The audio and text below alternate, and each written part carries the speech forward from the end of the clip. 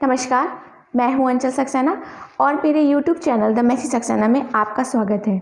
आज के book recommendation segment के इस वीडियो में मैं आपके लिए एक बहुत ख़ास किताब लेकर आई हूं और उस पर बात करने से पहले मेरा चैनल सब्सक्राइब कर लीजिए। इस वीडियो को लाइक और शेयर ज़रूर कीजिएगा। चलिए आगे बढ़ते हैं और शुरू करते हैं।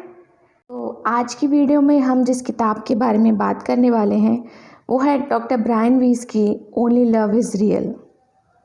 चलिए आज इस किताब पर बात कर लेते हैं। तो आज का ये वीडियो डॉक्टर ब्रायन वीस की किताब ओनली लव इज़ रियल के बारे में है। डॉक्टर ब्रायन वीस एक साइकियाट्रिस्ट हैं और एक ऑथर भी हैं। उन्होंने अपनी किताबें अपने पेशेंट्स के साथ उनके एक्सपीरियंसेस के बारे में लिखी हैं, जो विशेषतः पास्ट लाइफ रिग्रेशन और फ्यूचर लाइफ प्रोग्रेशन के बारे में है। और जब वो अपने पेशेंट्स के साथ उन्होंने पास्ट लाइफ रिग्रेशन किया और उन्हें क्या क्या अनुभव प्राप्त हुए, कुछ विशेष अनुभव, उसके बारे में उन्होंने अपनी सभी 6 किताबों में सारी बातें लिखी। उन्होंने बहुत कुछ उससे सीखा भी है। तो आज हम उनकी दूसरी किताब ओनली लव इज़ रियल के बारे में बात करेंगे। To Elizabeth and Pedro who have reminded me that there are no coincidences in love. Only love is real की शुरुआत होती है ऑथर की इन पंक्तियों से। डॉक्टर ब्रायन वीस ने अपनी पहली किताब many lives many masters past life regression के बारे में लिखी, जो उन्होंने अपनी पेशेंट कैथरीन के साथ सबसे पहली बार अनुभव किया और उससे पहले कभी भी उन्होंने पास्ट लाइफ रिग्रेशन नहीं किया था। और कैथरीन को ट्रीट करते समय, कैथरीन के साथ हिप्नोसिस ट्रीटमेंट अपनाते समय अचानक और अपने आप ही वो किसी तरीके से अपनी पास्ट लाइफ मेमोरीज तक चली गई। उसने अपने दिमाग के, अपने मन के वो बंद द्वार खोल लिए जो उसे उसकी पिछली ज़िंदगी में ले गए। और मैनी लाइव्स मैनी मास्टर्स ऐसी किताब है जिसे मैं सबसे ज़्यादा और हर किसी को रिकमेंड करती हूँ। उसे ज़रूर पढ़ना चाहिए। उसे पढ़ के वाकई आपके मन के बंद दरवाजे खुल जाते हैं।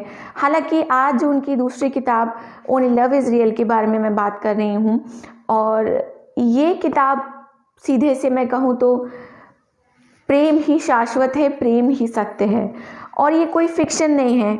हालांकि उनके 2 पेशेंट्स एलिजाबेथ और पेड्रो की कहानी है और उसके अलावा बहुत कुछ है इस किताब में और ये पूरी तरीके से सच है।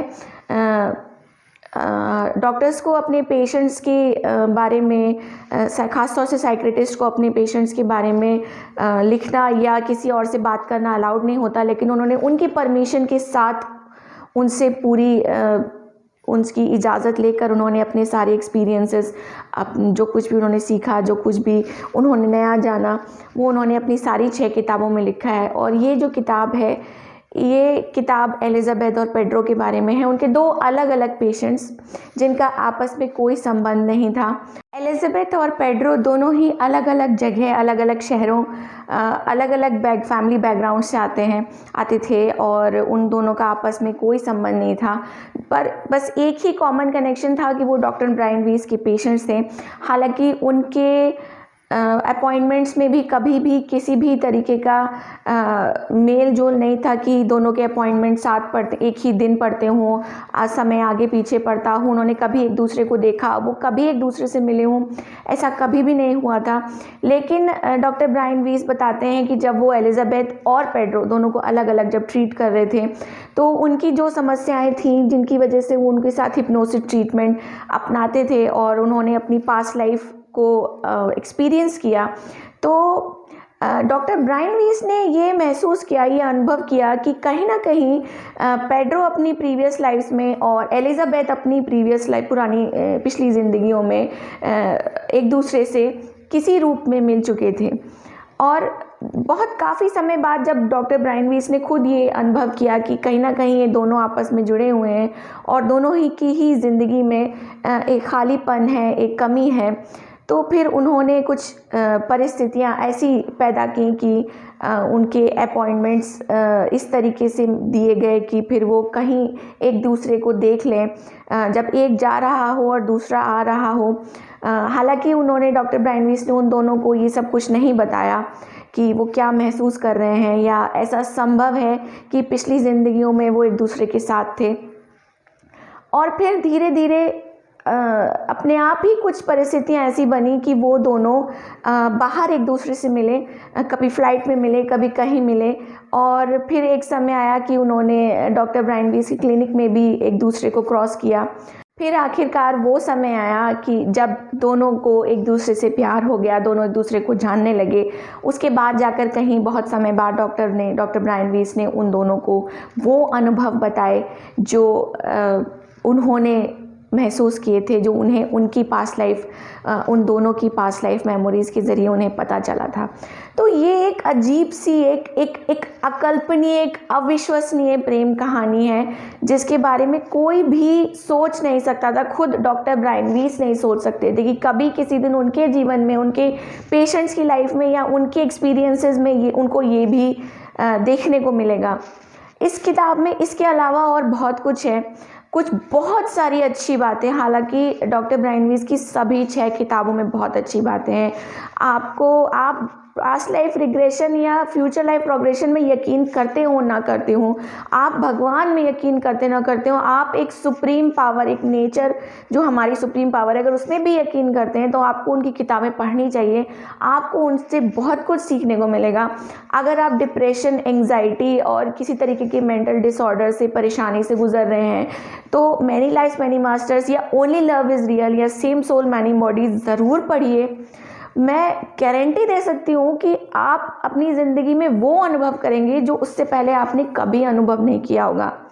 आप आउट ऑफ द बॉक्स सोचना शुरू कर देंगे और आपको लगेगा कि हमारी सारी समस्याओं की जड़ आपको कुछ समझ में आने लगेगी कि क्या है।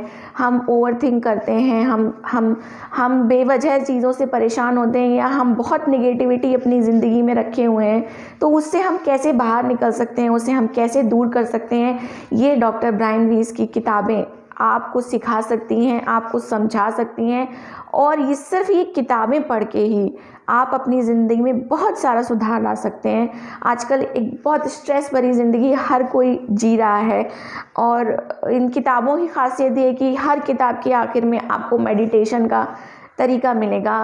आप उससे मेडिटेट करना सीख सकते हैं और ये भी संभव है कि आप मेडिटेट करना सीख जाएं तो आप कभी किसी दिन अपनी ट्रांस में जा सकें और अपनी किसी पास्ट लाइफ मेमोरी से को जान सकें, देख सकें, कुछ भी नया अनुभव कर सकें। इस किताब की 2 खास बातें मैं और पॉइंट आउट करना चाहूँगी कि डॉक्टर ब्रायन वीस ने बताया कि जो पेड्रो था वो अपने धर्म के हिसाब से उसके धर्म में एबॉर्शन को बहुत ख़राब माना जाता है और उसे क्राइम माना जाता है और वो बहुत गिल्ट में था। और तो डॉक्टर ब्रायन वीस उसे बताते हैं, उनको जो उसने अपनी पास्ट लाइफ से जो एक्सपीरियंस किया उसके बाद उन्होंने उसे समझाया कि जो बच्चा है जब वो वूम में आने से पहले वो आत्मा जो भी है, वो सोल, वो अपनी माँ को खुद चुनता है। वो अपने परिवार को, अपने माता पिता को वो आत्मा खुद चुनती है। हम हमेशा ये कहते हैं कि हमने अपने माँ बाप थोड़ी चुने, लेकिन ये बात सही नहीं है। जो आत्मा है जो उस गर्भ में आने से पहले उसने उस गर्भ को, उस पिता के स्पर्म को, उस माता के गर्भ को खुद चुना है और ये उसका निर्णय है कि उसे उसके गर्भ में रहना है, कितने दिन रहना है, उसे जन्म लेना है या नहीं रहना है, नहीं लेना है। तो ये पूरी तरीके से गर्भ में आने से पहले वो शिशु सिर्फ एक आत्मा है, एक एनर्जी है और ये पूरी तरीके से उस सोल के ऊपर निर्भर करता है, उस आत्मा के ऊपर निर्भर करता है कि वो अपने लिए क्या जीवन चुनना चाहता है। अगर वो अपने लिए एक बहुत कठिन ज़िंदगी चुन रहा है, मतलब उसके माँ बाप का जीवन बहुत कठिन है, वो बहुत बुरे दौर से गुज़र रहे हैं, या वो अब स्वयं अपने लिए कठिन जीवन चुन रहा है, तो इसका मतलब ये वो उस आत्मा को बहुत कुछ सीखना है। An abortion or a miscarriage usually involves an agreement between the mother and the soul that would enter the baby. एक एबॉर्शन या मिसकैरेज का मतलब होता है माँ और उस आत्मा के बीच एक एग्रीमेंट जो उस बच्चे के अंदर प्रवेश करने वाली है। Either the baby's body would not be healthy enough to carry out और its plan task in the coming life, या तो उस बच्चे का शरीर इस लायक नहीं है कि उसके लिए तय की गई ज़िंदगी को वो आगे जी सकता है, और the timing was not right for its purposes और the outside situation had changed, या फिर उसके आने का समय सही नहीं है, या फिर कोई परिस्थिति बदल गई है, such as the desertion of the father when the baby's और mother's plans required a father figure. जैसे कि यदि उसका पिता उस बच्चे को और उसकी माँ को छोड़ देता है, उस बच्चे के ऊपर से उस पिता का साया हट जाता है, तो वो भी एक कारण है कि बच्चा या वो आत्मा जो उस बच्चे में प्रवेश करने वाली है वो आने से पहले इनकार कर दे या वो आना ना चाहे, और नतीजन वो स्त्री अबॉर्शन करा ले या उसका मिसकैरेज हो जाए।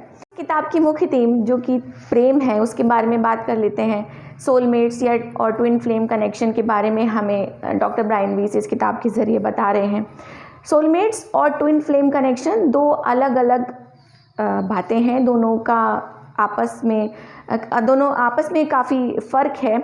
सोलमेट्स ज़रूरी नहीं कि प्रेमी प्रेमिका हों, सोलमेट्स कोई भी दो लोग हो सकते हैं, वो दो दोस्त हो सकते हैं, वो माता पिता हो सकते हैं, वो भाई बहन हो सकते हैं, या सोलमेट्स एक से ज़्यादा भी हो सकते हैं। ये भी ज़रूरी नहीं है कि वो आपका प्रेमी प्रेमिका भी सोलमेट्स हो सकते हैं। और सोलमेट का मतलब ये बिल्कुल नहीं होता कि वो ज़िंदगी भर आपके साथ रहेगा, उसका एक समय निश्चित होता है, एक समय तय होता है आपकी ज़िंदगी में। वो आपकी ज़िंदगी भर का साथी हो सकता है, वो आपका लिए एक साल का साथी हो सकता है। वो अगर आपके माता पिता के रूप में हैं तो वो जितने समय के लिए उतने समय के लिए साथी हो सकते हैं।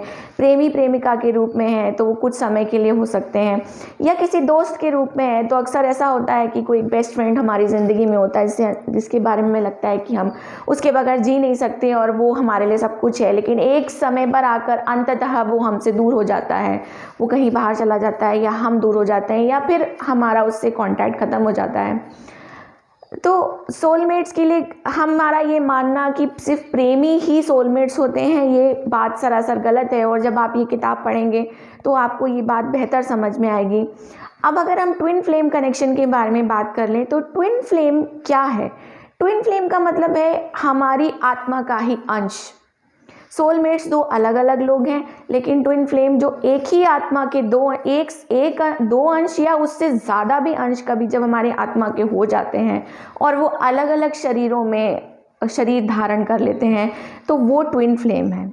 वो एक भी हो सकती है, वो कई भी हो सकती है। ये इसके बारे में कोई बता नहीं सकता कि आपकी आत्मा ने या किसी और आत्मा ने कितने अंश उसके अंश हुए, उसके भाग हुए, वो कितने भागों में टूट गई। और ट्विन फ्लेम ज़रूरी नहीं है कि आपको आपके जीवन में मिल जाए। और एक ये भी कारण है कि बार बार नए नए रूपों में नए नए शरीरों में हम जन्म लेते रहते हैं, क्योंकि हमारे अंदर वो अधूरापन रह जाता है। हम अपने सोलमेट या हम अपनी ट्विन फ्लेम को, हमारी आत्मा का वो अंश खोजता रहता है। और मुझे ऐसा लगता है कि जब तक वो अधूरापन पूरा नहीं हो जाता, हम इस दुनिया में बार बार वापस आते रहते हैं, क्योंकि हमारी आत्मा को बहुत कुछ सीखना बाकी है, बहुत कुछ जानना बाकी है, अपने उस प्यारे किसी व्यक्ति से मिलना बाकी है। आपने कभी महसूस किया है भीड़ में चलते हुए, कभी अनजाने अजनबी की से आपने सड़क पर किसी को देखा, आपने उसकी आंखों में देखा और आपको लगा कि मैं इस व्यक्ति को पहचानता हूँ या पहचानती हूँ, या ये औरत या ये लड़की या ये बच्ची या ये रिक्शे वाला या कोई भी व्यक्ति, आपको अचानक से लगता है कि हम इसे पहचानते हैं। हालांकि हम उसे नहीं पहचानते, वो हमारे लिए अजनबी है, लेकिन हम उसके शरीर को नहीं पहचानते, मगर हम उसकी आंखों को पहचानते हैं। अगर वो व्यक्ति हमें अपनी पिछली किसी भी ज़िंदगी में किसी भी रूप में हमारे साथ रहा है, हमसे मिला है, हमारा उससे कोई भी संबंध रहा है, चाहे वो दोस्ती का संबंध हो, प्रेम का संबंध हो, शत्रुता का संबंध हो, तो उसकी आंखें कभी नहीं बदलती। वो शरीर बदल लेगा, वो लिंग भी बदल लेगा, लेकिन उसकी आंखें वैसी की वो नहीं बदलेंगी। और वो आंखें देखकर हमें अक्सर लगता रहता है कि इसको हम जानते हैं, पर हमें याद नहीं आता। ये पास्ट लाइफ कनेक्शन है, और अक्सर हमारी ज़िंदगी में बहुत सारे पास्ट लाइफ कनेक्शंस हमें मिलते हैं। जिनको हम समझ नहीं पाते क्योंकि हमें वो सब याद नहीं होता।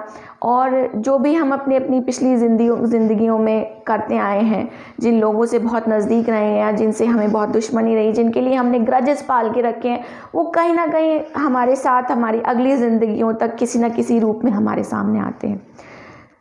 तो मैं सिर्फ ये कहूँगी कि डॉक्टर ब्रायन वीस की किताबें पढ़िए।